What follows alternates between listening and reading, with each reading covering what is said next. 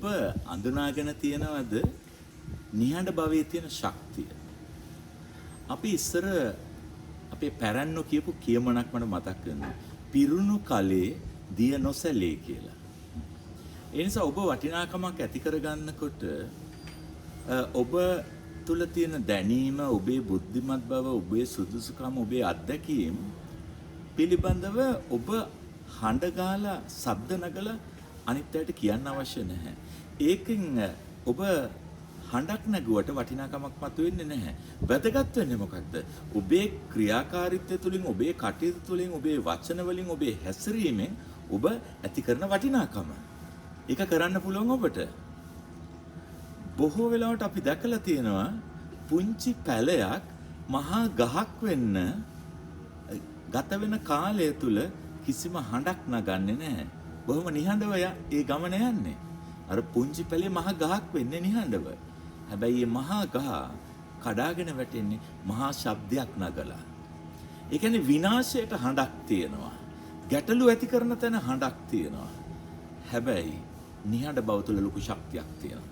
නිසා ඔබට මට පුළුවන්කමක් තියෙනවා මේ වෙනස ඇති කරන්න අපේ තුලින්ම.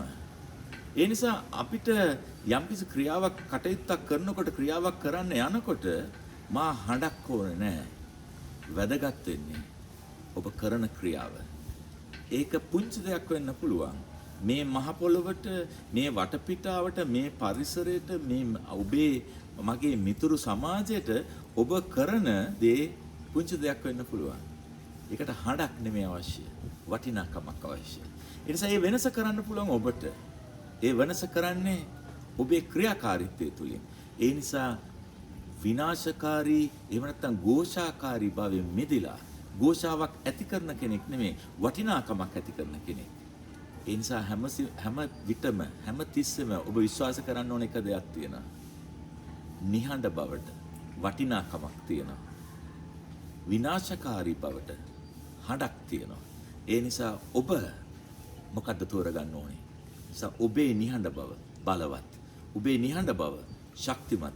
ඒ නිසා ඔබේ නිහඬව කරන ඔබේ සුවිශේෂී කාර්යය දිගටම කරගෙන යන්න. ඔබ දිනන කෙනෙක්.